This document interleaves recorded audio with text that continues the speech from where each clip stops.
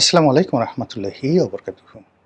সম্মানিত দর্শক, সমস্যাটি আন্তর্জাতিক, কিন্তু এর ফলাফল বাংলাদেশে মারাত্মকভাবে প্রভাব বিস্তার করবে।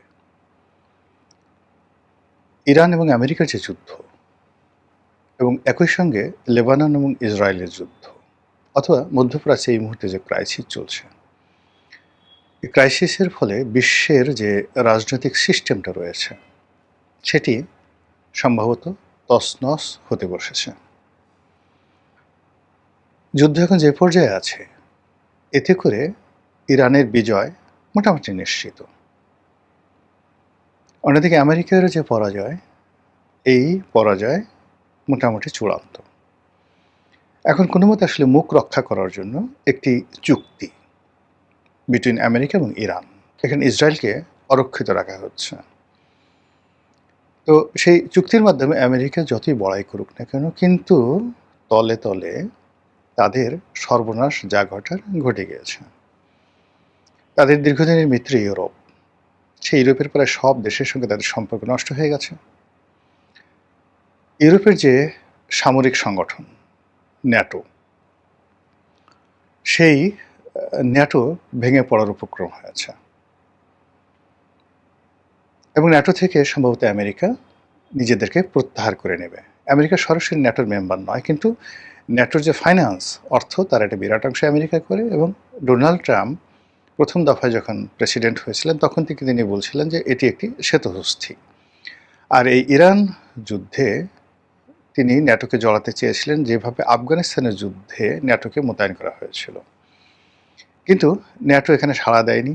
এরপর অস্ট্রেলিয়া, কানাডা, ফ্রান্স, ইটালি, এরপরে ইউকে ইত্যাদি প্রায় সব রাষ্ট্রের কাছে তিনি নিবেদন করেছিলেন একটা যৌথ বাহিনী গঠন করার জন্য, কিন্তু সেটা হয়নি।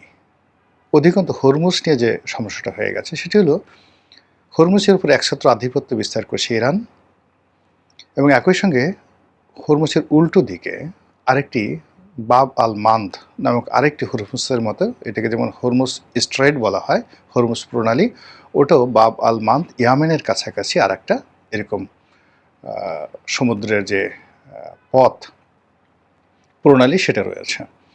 এবং ইরানের যে এই মুহূর্তে শক্তিমত্তা রয়েছে, সেই শক্তিমত্তা দিয়ে যদি তারা সেই হরমুজের মতো বাব আল মান্দ বন্ধ করে দেয়, তাহলে এই বিশ্বের যে 20% তেল হরমুজ দিয়ে প্রবাহিত চলাচল করে, একইভাবে বাব আল মান দিয়ে অলমোস্ট 10% তেল রপ্তানি হয়।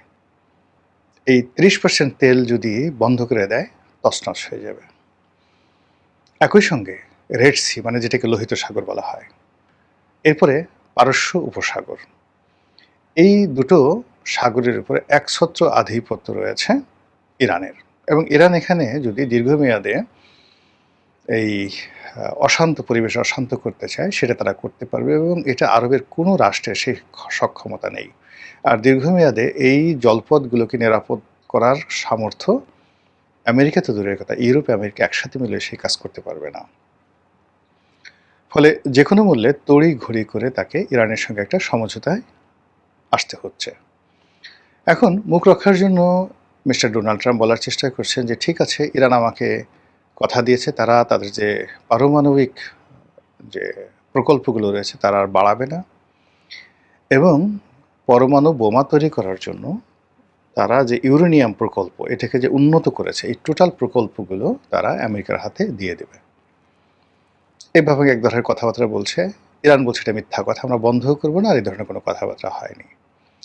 ডোনাল্ড ট্রাম্প আবার বলার চেষ্টা করছেন যে তাদের যে একটা পাহাড়ের নিচে একটা সুড়ঙ্গ ছিল, গোপন যাকে বলা হয় কুঠুরি, সেখানে তারা এই পরমাণু কর্মকাণ্ড চালাচ্ছিল। সেটি আমেরিকা যে ক্লাস্টার বোমা দিয়ে, বা ওই যে তাদের যে B-2 বোমারু বিমান দিয়ে আক্রমণ চালিয়ে ওটা ধ্বংস করে দিয়েছে। এখন ওখানে যে সকল ইউরেনিয়াম রয়েছে, সেগুলো ইরান এবং আমেরিকা যৌথভাবে সেগুলো উদ্ধার করে ওগুলো আমেরিকা তার জিম্মায় নিয়ে যাবে। কাজেই এখানে আর যুদ্ধ করার কোনো দরকার নেই।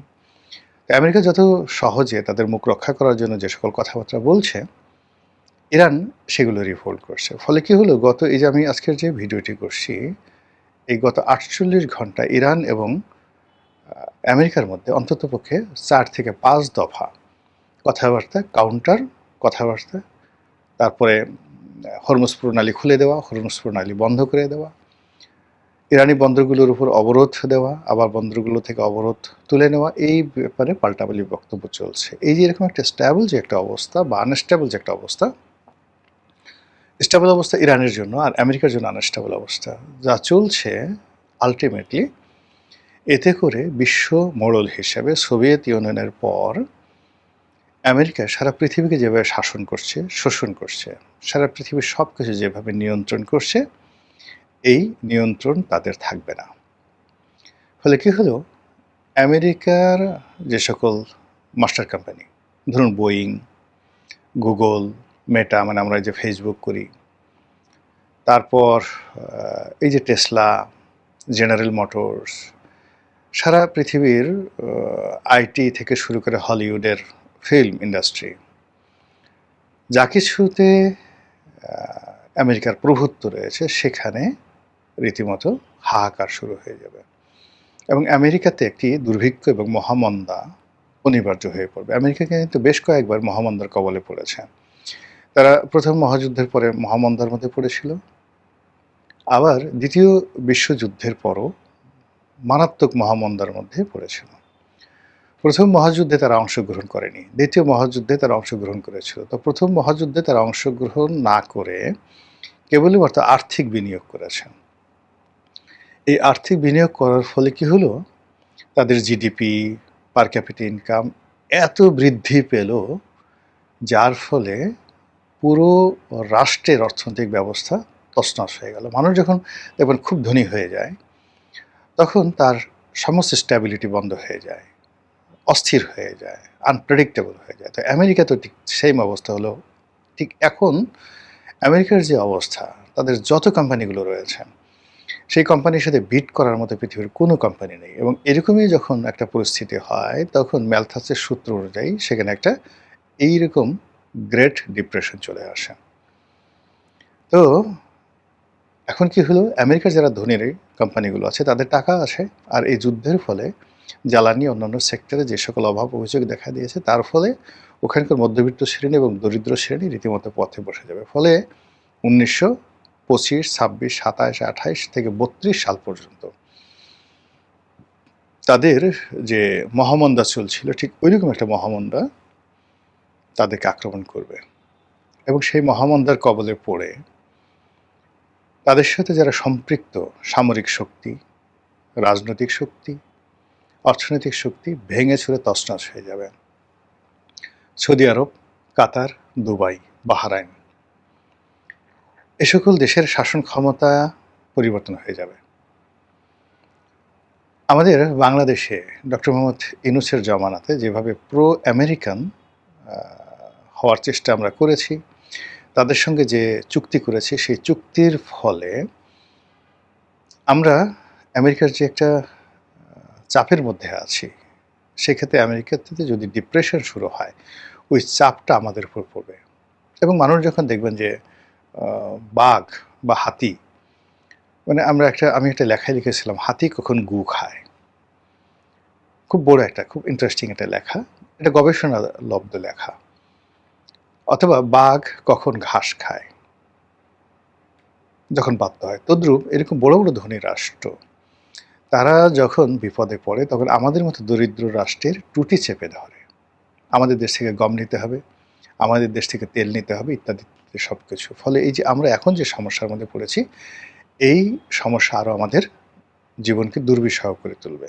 তো যেটা বলছিলাম, যে বিশ্বের এই যে মোড়লিপনা, একক কর্তৃত্ব, ভারসাম্যহীন যাকে বলা হয় একক কর্তৃত্বে আমেরিকা যেটা চলছিল, এটা অসম্ভব হয়ে যাচ্ছে এই ইরান যুদ্ধের পরিণতির ফলে। ফলে আমেরিকাতে সেনা বিদ্রোহ কখনো হয়নি, কিন্তু এই যুদ্ধকে কেন্দ্র করে অন্তত 40 জন 4-স্টার জেনারেলকে অবসরে পাঠানো হয়েছে। কেন? তারা যুদ্ধ করতে চায়নি। এবং একই অবস্থা হয়েছিল ভিয়েতনাম যুদ্ধের সময়। এই যে মোহাম্মদ আলী ক্লে আমরা যাকে বলি, তো মোহাম্মদ আলী ক্লেও এই ভিয়েতনাম যুদ্ধে যেতে চাননি। এই জন্য তার যে বিশ্ব চ্যাম্পিয়ন খেতাব আমেরিকান সরকার কেড়ে দিয়েছিল। ঠিক একই অবস্থা এখন আমেরিকাতে চলছে, তারা যুদ্ধ করতে চাচ্ছে না। তো এর ফলে কি হলো, পুরো ল্যাটিন আমেরিকা অর্থাৎ এই যে সকল দেশে সে মেক্সিকোর সাথে মাত্রবাড়ি দেখাচ্ছে, ভেনেজুয়েলার সাথে দেখাচ্ছে, ব্রাজিলের সাথে দেখাচ্ছে, আর্জেন্টিনার সাথে দেখাচ্ছে, এরপরে আহ, সে চিলির সঙ্গে দেখাচ্ছে, চিলির পাশাপাশি তাদের যে কিউবার সঙ্গে দেখাচ্ছে। এই পুরো মাতব্বরিটা বন্ধ হয়ে যাবে। উত্তর আমেরিকা বলতে যে রাষ্ট্রগুলো বোঝায়, কানাডা, সেই কানাডার সাথে তাদের সম্পর্ক অনেক আগের থেকেই খারাপ, এটা শূন্যতে চলে আসবে। এদিকে সাইবেরিয়া যে অঞ্চলটি তারা কিনে নিয়েছিল, এটা পার হলে রাশিয়া, ফলে রাশিয়া এত সহজে আমেরিকাকে ছাড়বে না। সোভিয়েত ইউনিয়ন ভাঙার যে ক্ষয়ক্ষতি, সেটাকে তারা শুধু আসলে আমেরিকা থেকে আদায় করার চেষ্টা করবে। ওদিকে গ্রিনল্যান্ড নিয়ে ইউরোপের সাথে তাদের যে দ্বন্দ্ব সংঘাত, এবং এখন সারা দুনিয়াতে যেভাবে ডলার দাপিয়ে বেড়াচ্ছে, আমাদের যেমন বাংলাদেশে টাকা ছাপাতে হলে একটা নির্দিষ্ট পরিমাণ গোল্ড, স্বর্ণ বাংলাদেশ ব্যাংকে রিজার্ভ রাখতে হয়, কিন্তু পৃথিবীর একমাত্র মুদ্রা, সব দেশই এই নিয়মটা ফলো করে, কিন্তু একমাত্র মুদ্রা ডলার, যেটা ছাপানোর জন্য আমেরিকার যেটা